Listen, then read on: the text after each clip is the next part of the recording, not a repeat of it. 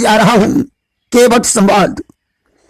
देखिए, जिस समय भगवान राम ने मंत्री सुमंत को वापस कर दिया और सीता लक्ष्मण के सहित गंगा के तट पर पहुंचे, गोस्वामी तुलसीदास जी लिखते हैं कि मांगी नाव न केवट आना और कहा तुम्हार मरम मैं जाना। गंगा पार जाने के लिए उन्होंने केवट से नाव मांगी, परंतु वह नहीं आया। भला चक्रवर्ती सम्राट महाराज दशरथ के पुत्र राम के नाव मांगने पर भी केवट नहीं आया, ऐसा कैसे हो सकता है? यात्रियों को देखकर केवट प्रसन्न होता है और स्वयं नाव लाता है। देखिए, यहां चौपाई में सिर्फ अल्प विराम का अंतर है। मांगी नाव न, नाव नहीं मांगी, केवट आना, केवट स्वयं आया। अल्प विराम से कितना बड़ा अंतर हो जाता है, आइए इस दृष्टांत के माध्यम से समझ लेते हैं। एक बार एक बुढ़िया दही बिलो रही थी। अचानक बीच में उसे कोई काम लग गया। उसने अपने बेटे से कहा, बेटा दही की मटकी पर नजर रखना, इसमें कोई कौवा आकर चोंच न डाल दे। बुढ़िया चली गई, तब तक वहां एक कौवा आ गया और उसने मटकी में जो चोंच डालनी चाहिए, लड़के ने एक पत्थर उठाकर कौवे के मारा, कौवा मर गया।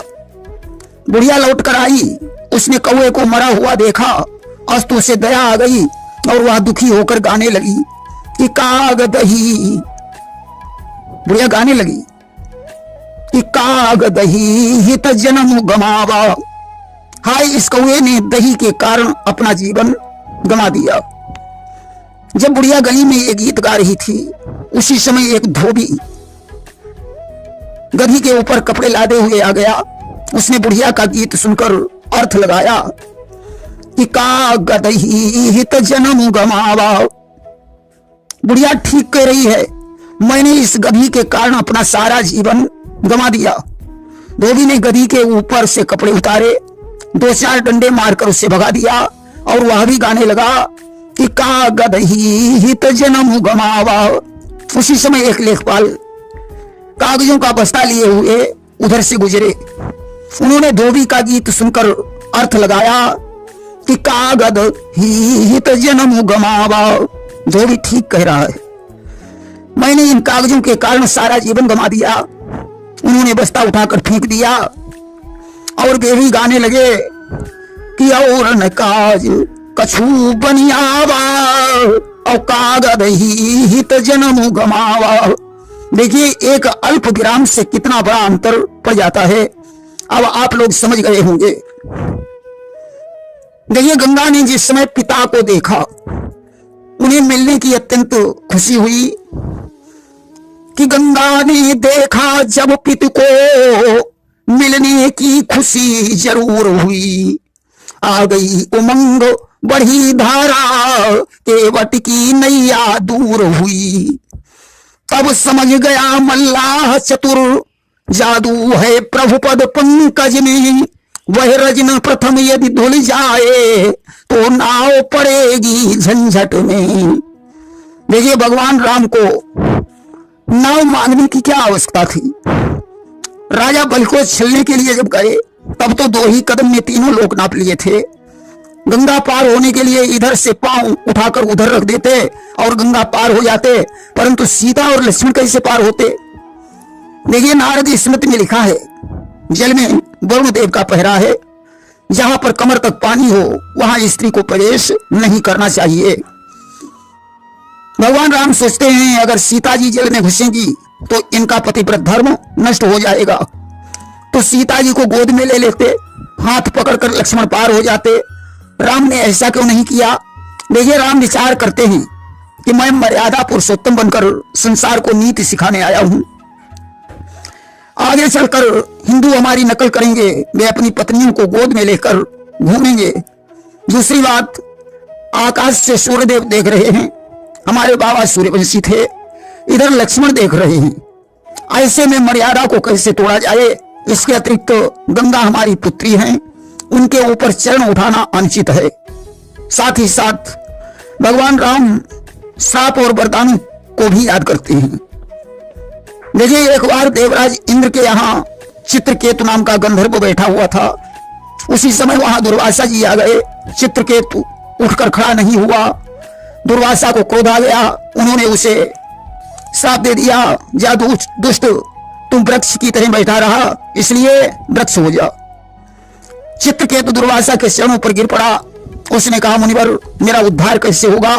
बताया, उस वृक्ष को कटवाकर केवट नाव बनाएगा, गंगा जी में उस नाव को चलाएगा। जब भगवान राम नाव में बैठेंगे तब तेरा उद्धार हो जाएगा। इसीलिए राम विचार करते हैं कि अगर मैं ऐसे ही गंगा पार करूंगा तो दुर्वासा इसका श्राप झूठा हो जाएगा। साथ ही साथ भगीरथ को जब ब्रह्मा ने गंगा प्रदान करने का वचन दिया तो गंगा जी को बड़ा दुख हुआ। ब्रह्मा ने कहा, तुम्हें पृथ्वी लोक पर तुम्हारे पिता के दर्शन होंगे, उनके चरणों को छूकर तुम पुनः स्वर्गलोक में आ जाओगी। आज तो राम विचार करते हैं कि जो हमारे चरणों को गंगा छू लेंगी तो वे स्वर्गलोक को चली जाएंगी। उनके जाने पर पृथ्वी बेचैन होकर रसातल में चली जाएगी। इस प्रकार बहुत बड़ा नुकसान हो जाएगा। देखिए, केवट ऐसा क्यों कहता है कि मैंने तुम्हारे मर्म को जान लिया है? अरे राम के मर्म को समझिए ऋषि वशिष्ठ, दशरथ और कौशल्या, यहां तक लक्ष्मण भी नहीं जान पाए। केवट ने मर्म कैसे जान लिया?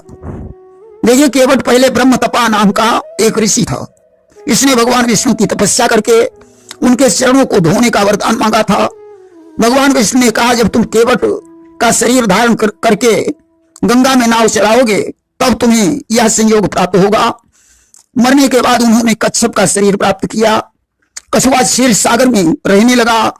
बार बार वह विष्णु के चरणों को छूने के लिए जाता था, परंतु शेषनाग की फुंकार से वापस लौट आता था। उस समय विष्णु ने कहा कि हे कच्छप, अभी तुम्हारी यह आकांक्षा पूरी नहीं होगी।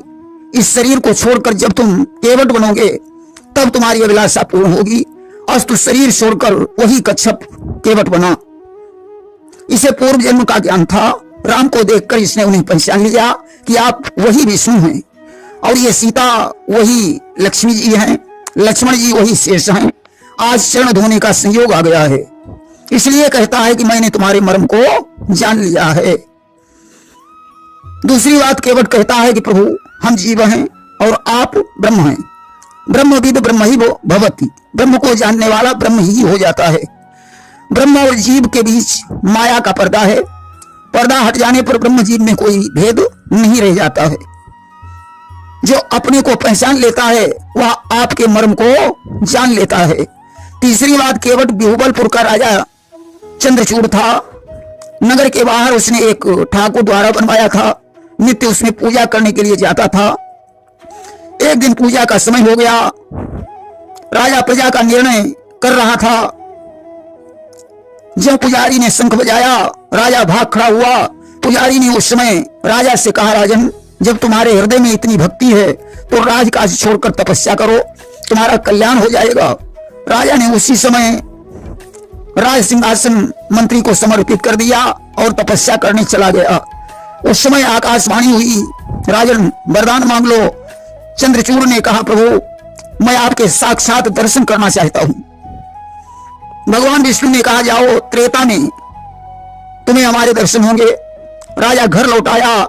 एक दिन अपने पुत्र को स्नान करा रहा था। उसी समय दुर्वासा ऋषि आ गए। राजा ने ध्यान नहीं दिया। दुर्वासा ने इसे केवट होने का श्राप दे दिया। इसने कहा कि अब हमारा उद्धार कैसे होगा? बोले, जब तुम केवट बनकर राम को गंगा के पार करोगे तो तुम्हारे पाप नष्ट हो जाएंगे। इसलिए केवट कह रहा है, प्रभु, मैंने आपके मर्म को जान लिया है। देखिए, केवट राम को पार लगाने में देर क्यों कर रहा है? केवट सोचता है कि राम का चरण लगते ही पत्थर की शिला मुनि पत्नी बन गई। कहीं हमारी नाव की भी वही दशा न हो जाए, कहीं यह भी मुनि पत्नी न बन जाए तो मेरा सारा रोजगार चौपट हो जाएगा। दूसरी बात, अगर नाव स्त्री बनकर मेरे पीछे पड़ गई तो मेरी दो पत्नियां हो जाएंगी। एक स्त्री का तो खर्चा पूरा नहीं होता, दो स्त्रियों को संभालना कितना कठिन होगा। साथ ही साथ सौतिया डाह बहुत बुरा होता है, मेरी खींचातानी होने लगेगी। तीसरी बात, जब महाराज दशरथ को पता चलेगा कि केवट ने राम को गंगा पार किया, यदि वो पार नहीं करता तो शायद राम घर लौटाते, इसलिए वे नाव चलाना बंद करवा देंगे। चौथी बात, जिनके दर्शन के लिए योगी जन अनेकों प्रकार से तपस्या करते हैं, आज वही राम हमारे सामने खड़े हैं, इसलिए इनका अच्छी प्रकार से दर्शन कर लेने के बाद पार करेंगे। पांचवी बात, केवट भगवान के दर्शन करते हुए आनंद की अनुभूति कर रहा है। वह सोचता है कि जब हम ऋषि थे तो ये जल्दी नहीं आए थे, आज हम भी इन्हें जल्दी पार नहीं करेंगे। छठी बात, केवट सोचता है कि हमारी और इनकी एक ही जाति है, हम गंगा के केवट हैं, ये भवसागर के केवट हैं, इसलिए बिरादर मानकर देरी कर रहा है। सातवीं बात, केवट सोच रहा है कि मेरे अहोभाग्य हैं जो राम का काम आज हमसे पड़ गया है, ऐसे प्रभु को इतनी जल्दी पार नहीं करना चाहिए। अरे राम को त्यागना ही मूर्खता है, इसलिए इन्हें अधिक से अधिक देर तक नहीं त्यागूंगा। केवट सोचता है कि हमारे घाट पर तो कोई यात्री बिना पैसे के भी पार हो जाता है, परंतु इनके घाट पर जाकर झगड़ा करने पर भी कोई पार नहीं हो सकता, इसलिए यही फैसला कर लिया जाए तो ज्यादा अच्छा होगा। साथ ही साथ केवट यह भी सोचता है कि मैं इनके चरणोदक का पान करूंगा तब इन्हें पार करूंगा। केवट यह भी सोच रहा है कि लक्ष्मण को देर करने पर क्रोध आएगा, वे हमारे बाण मारेंगे और मेरा उद्धार हो जाएगा। आखिरी बात यह है कि अहंता और ममता यानी द्वैत भाव नष्ट हो जाने पर केवट स्वयं राम बन गया। अब कौन किसको पार करे?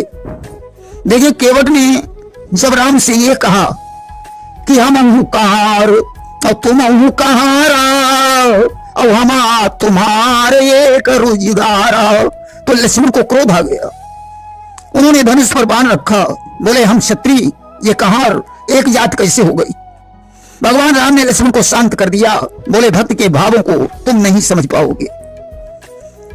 केवट के अटपटे वचनों को सुनकर भगवान राम सीता और लक्ष्मण की तरफ देखकर क्यों मुस्कुराए? देखिए, जब केवट को पूर्व जन्म की याद आई तो वह अपना बदला चुकाने लगा, प्रेम से सने हुए अटपटे वचन कहकर समय को काटने लगा। भगवान राम सीता और लक्ष्मण को देखकर मुस्कुराने लगे कि यह केवट वही पूर्व जन्म का कछुआ है। दूसरी बात, जब रावण के अनाचार से पृथ्वी बेचैन हो गई तो विष्णु ने शेष जी से पृथ्वी पर अवतार लेने को कहा। शेष जी ने कहा कि आपका भजन कैसे होगा? बताया हमारे चरणों की सेवा करने से भजन हो जाएगा। शक्ति से कहा तुम पृथ्वी पर सीता के रूप में अवतार लो। शक्ति ने कहा पहले हमने रुक्मिणी, राधा और वेदवती 3 रूपों में अवतार लिया था और मुझे राधा बनकर दुख भोगना पड़ा, आज तो मुझे तुम्हारे चरणों की सेवा चाहिए। विष्णु ने कहा चरणों की सेवा का भार तो मैं शेष जी को समर्पित कर चुका हूं। और अवसर पाकर लखन को लेना तुम समझाए, एक चरण सेवा हमें देवर देव गहाए। मौका पाकर तुम लक्ष्मण से एक पैर की सेवा मांग लेना। एक बार फागुन के महीने में लक्ष्मण जी ने सीता के ऊपर रंग डाला, सीता ने नेक देने को कहा और राम के एक चरण की सेवा मांगी। लक्ष्मण बेचैन हो गए। राम ने आकर फैसला कर दिया आज से एक चरण की सेवा सीता करेगी। इसीलिए राम लक्ष्मण और सीता की तरफ देखकर मुस्कुराए कि केवल उन्हीं चरणों को धोना चाहता है जिन पर तुम दोनों का अधिकार है।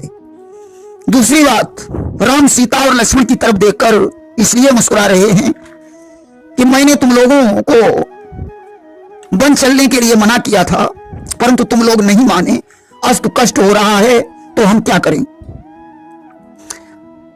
आज कि केवट राम रजाय सुपावा और पानी कठौता भरी लैयावा।